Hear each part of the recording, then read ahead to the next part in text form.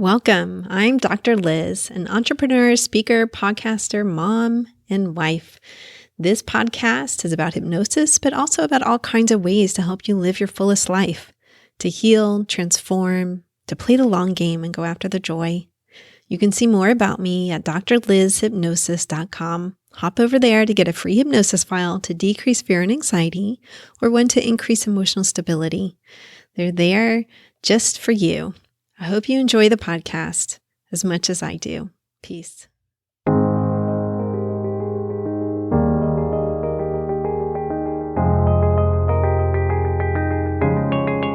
Hi, everybody. Dr. Liz here.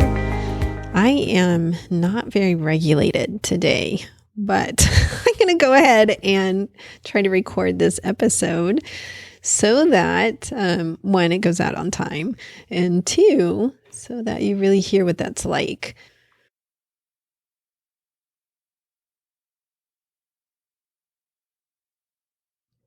I keep it real. Yeah, I don't always have good days. Sometimes I have a hard time myself trying to get a hold of myself, and work is often a way that I actually do that. Is okay, look, I've got to get my mind off of this over here, so I'm going to go ahead and work so that I can focus on something else or someone else. I think therapists don't always talk about how wonderful that is to concentrate completely on someone else for 45 minutes or an hour or 2 hours, depending on how long the session is. Not that the grocery list sometimes doesn't pop into our head, it does, but it is a certain type of attention that it takes to focus completely on what someone is saying and really attend to that, and then run absolutely everything in the background to see what would be most helpful when you respond to them. In the peace in doing that, it really is a lovely process.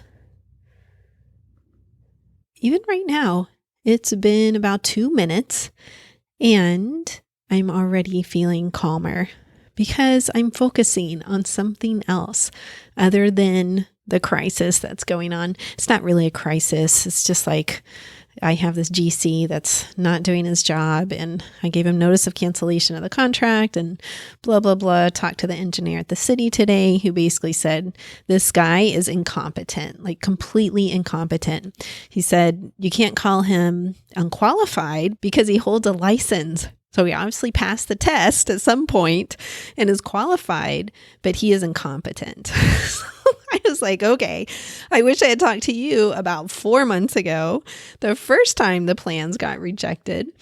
If you follow the podcast for a while, you know that I have this balcony that leaks into my daughter's room, and this became a major problem last summer. And so I decided to enclose the balcony. Well, it is a major project that insurance did not cover, and it's cost me a lot of time and expense, and it's not even started. So back to the drawing board, people. It's upsetting to be 6 months down the road and have to start over, make decisions again, get new quotes, all kinds of stuff. So that's what's been upsetting me this morning.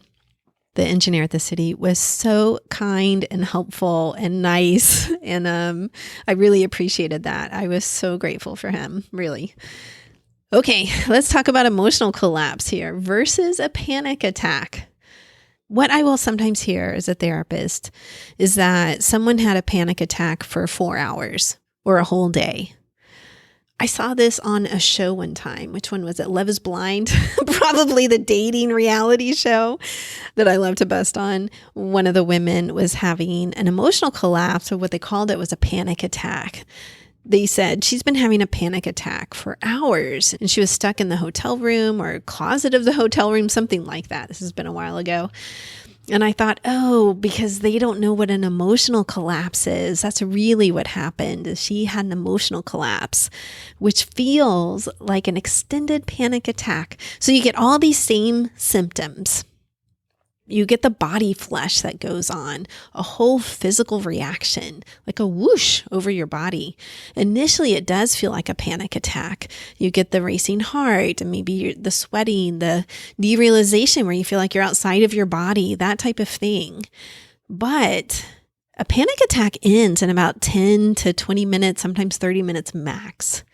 An emotional collapse keeps going. It can last for hours, sometimes days. And the emotional collapse includes obsessive thinking and questioning. It can include overwhelming self-doubt and self-recrimination. Often it has you questioning reality and wondering whether you misunderstood something or someone. And then it can often feel like an emotional hangover hours or days later. So that's an emotional collapse. It typically happens in reaction to a specific incident. Now, this can be a perceived or real betrayal, humiliation, and or abandonment. Big stuff, people, big stuff. Okay. Sometimes it's simply perceived, like someone misunderstands. Sometimes it's real. So in the case of the dating show, I think the guy she had married, maybe it was Love at First Sight or something. Married at First Sight. You guys watch that one. Love is Blind is the one where they're like in two separate rooms and they share a wall and they can talk to each other through that wall and get to know each other. Then they propose and they meet each other in person, like they get to see each other. And then they have this dating period before they really get married. Married at First Sight is where somebody else matches them, the show producers, right? Or psychologists, whatever. And then they meet for the very first time at the altar. They get married and then they go on a honeymoon immediately and blah, blah, blah. And they have this period where they decide whether to stay married or to go ahead and divorce. It's probably an annulment at that point, really. But anyway, those are the two shows. But you can imagine in both of the shows, all kinds of misunderstandings happen. And in this one, in the incident I'm thinking about, something that happened where her partner really didn't validate her, where he said something that was perceived by her as a humiliation.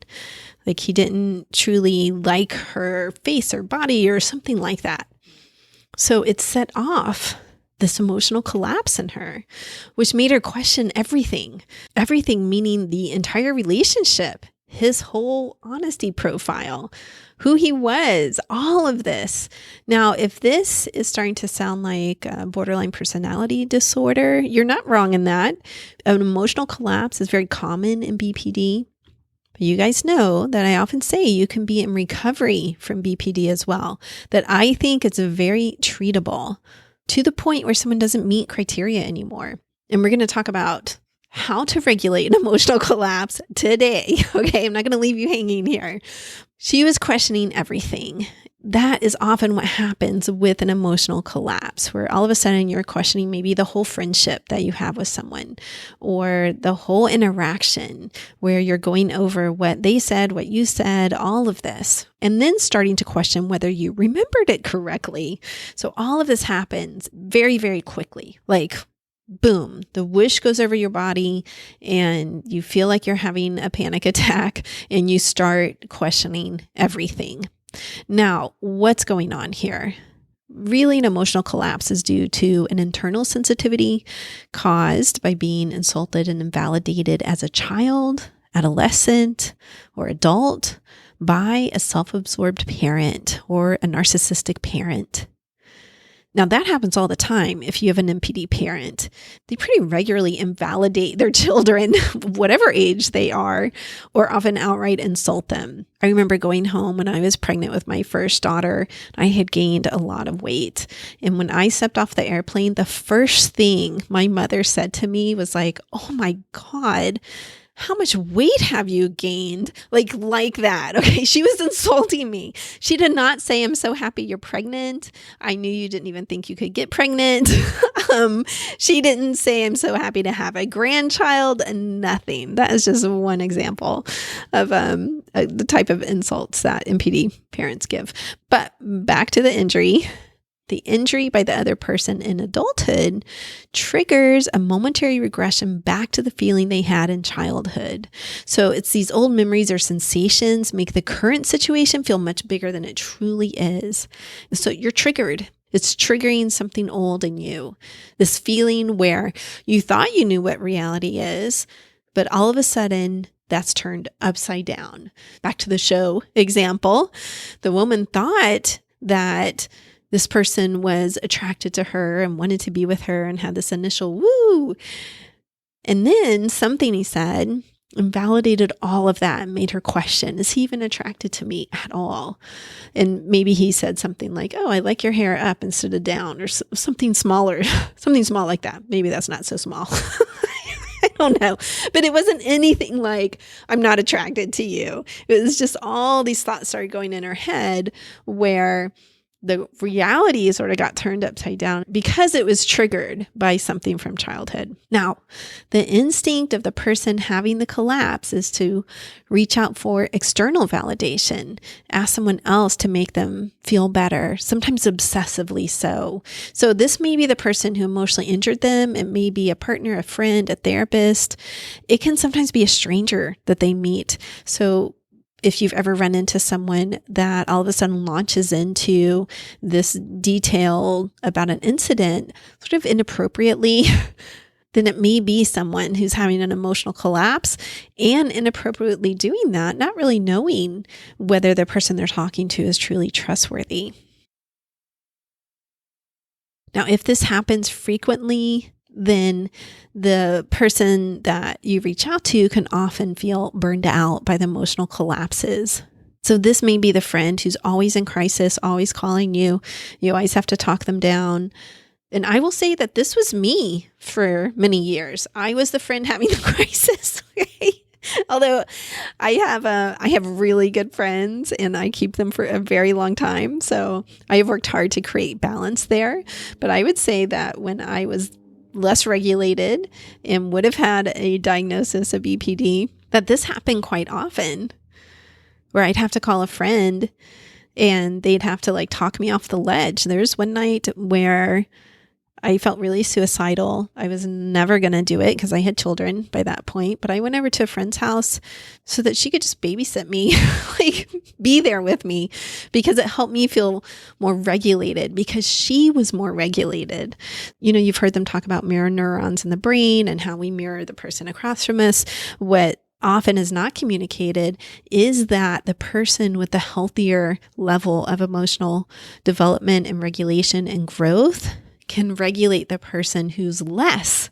So this is definitely a factor of therapy that is not discussed that often. The therapist in the room is hopefully healthier further along the path and more emotionally regulated than the client in the room. And so what happens is the client upregulates to the therapist. Spouses can do this for each other as well. Good friends can do this for each other. But back to burnout, if this happens too much and you're not engaged in an active process to really get a handle on your own emotional regulation, on your own emotional collapses, the other person can start to feel burned out. And then this will re-trigger a feeling of the original person of being a burden, of not knowing reality, because often kids with an NPD parent grow up feeling like they're a burden instead of truly a gift, which I consider my children truly a gift to me. Now, that was a lot about what it is, what it feels like, what's going on, what's the theory behind it. And you guys, this material is based on the book by Karyl McBride, Will I Ever Be Good Enough? Healing the Daughters of Narcissistic Mothers. So I have put it in my own words, but originally it came from her. And she does a lot of work in the area of narcissistic mothers. I have a whole video series about narcissistic mothers that is based on her book, if you want to go look on YouTube for it. So what are the options here? What can you do to help yourself if you realize you're in an emotional collapse? Reaching out for support, normal, natural thing to do. So if it feels okay, reach out to a person who's safe to share your feelings with. Go someplace that feels good, like a friend's house or somewhere in nature. You can ground physically by placing your feet on the ground or walking outside, repeating, I am safe, I am not in danger, I am okay, or something along those lines. You can distract yourself like I did today. I wasn't having an emotional collapse. I was just feeling sort of dysregulated. So I decided to distract myself by recording the podcast, by focusing on work. You can use coloring or art or collage or woodworking or tinkering, something with your hands that will often ground you and give you something to focus on. Handcrafts can be very, very soothing for people. So that's something. You can play a video game or watch videos that will distract you for a bit, or watch a movie, something like that. You can use the good enough exercise. You can write 10 things you would do if you felt good enough right now, and then start doing things on that list. Another technique is what we call widening your perspective, to know that you're worthy in more than just like one incident. So you check in with your values. What makes me happy? What gives me the deepest sense of fulfillment? What do I value most? And then you do something that aligns with that. So I know that the cats at the cat shelter make me very happy. Maybe if I was having an emotional collapse, actually, I wouldn't want to be like driving in traffic, because cats are about 20 minutes from us, and it's all in traffic. It's not like a wonderful mountain road with trees and beautiful scenery. It's like driving on a major highway, trying to avoid being in an accident kind of driving. So it's not exactly the kind of driving I'd want to do if I'm not feeling super regulated. But if I felt like I could drive and go somewhere that makes me happy, I would do that.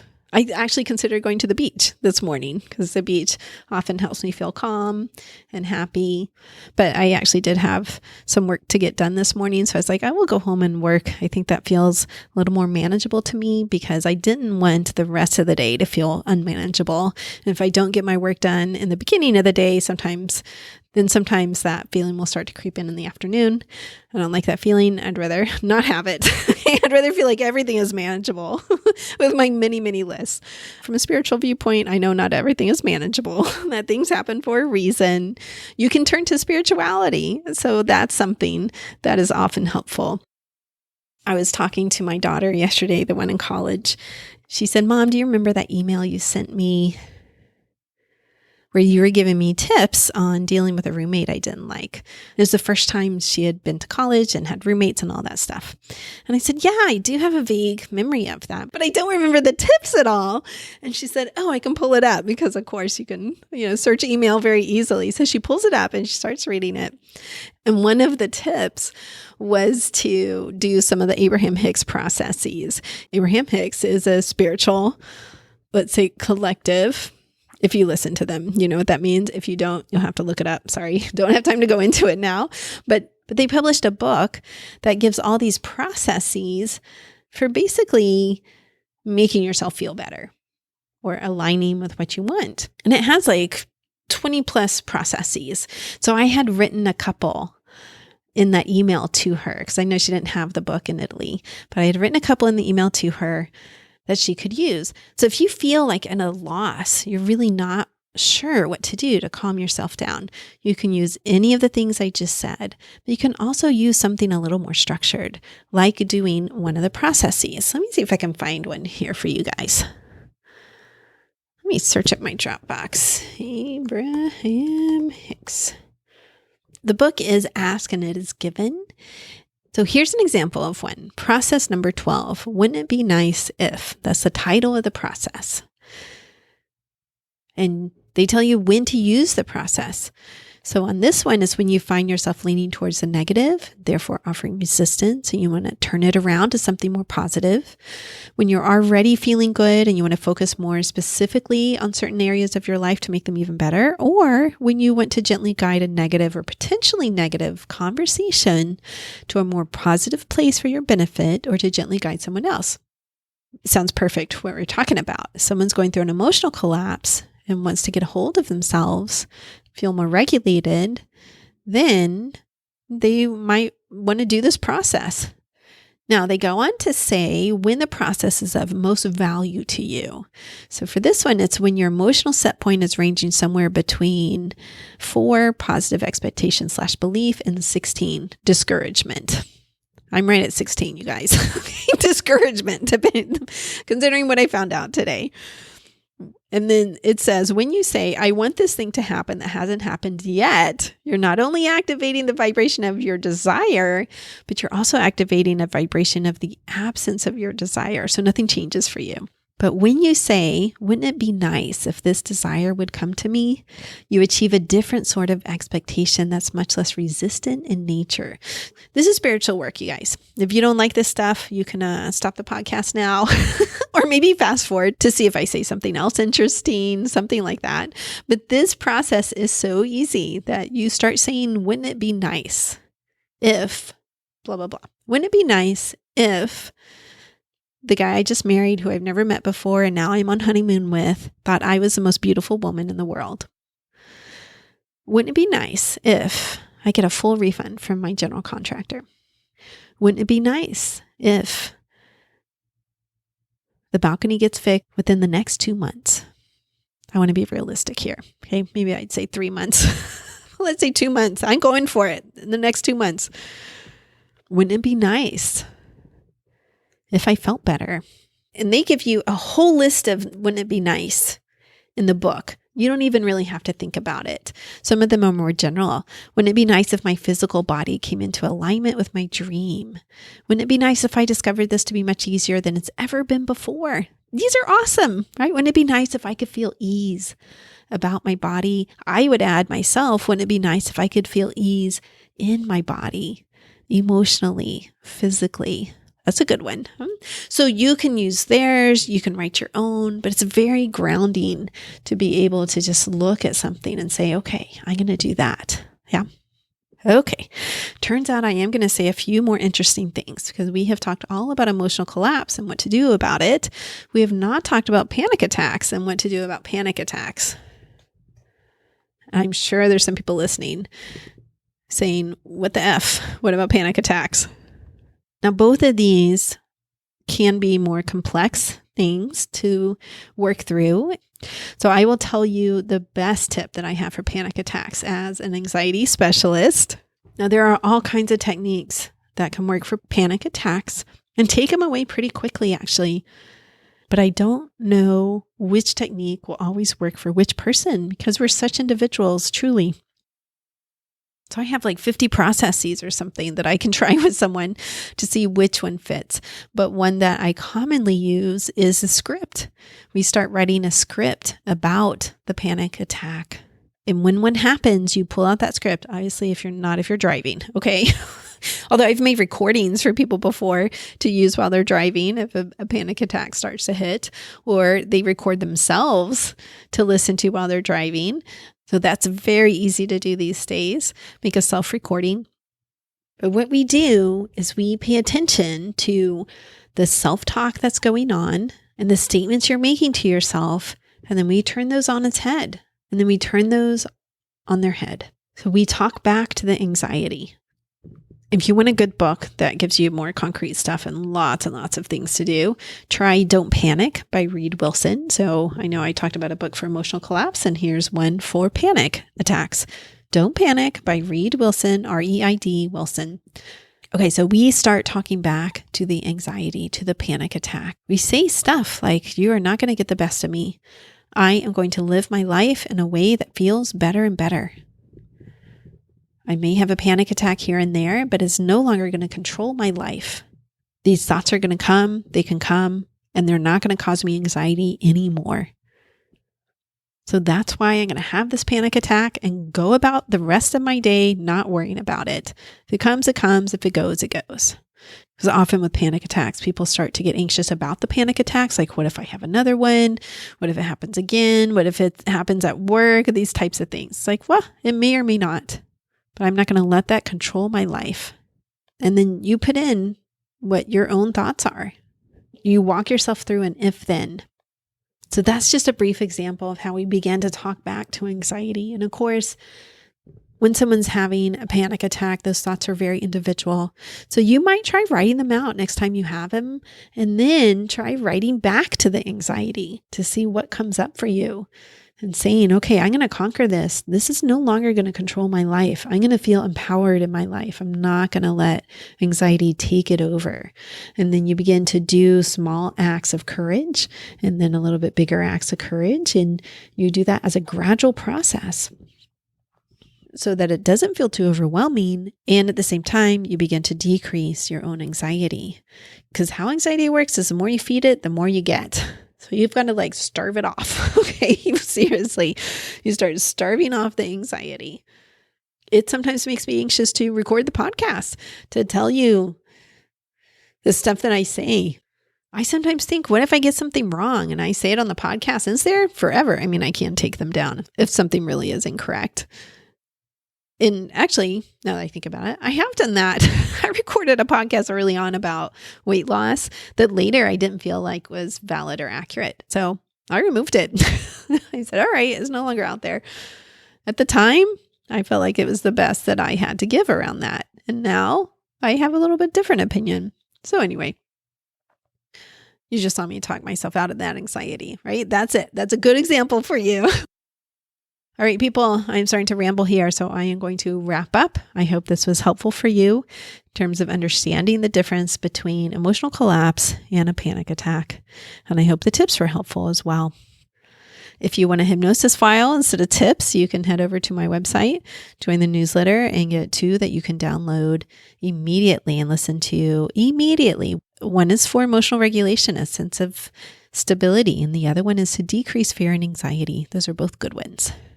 Otherwise, please feel free to share this episode with someone you care about or someone who needs it. All right, I'll talk to you soon, everyone. Peace.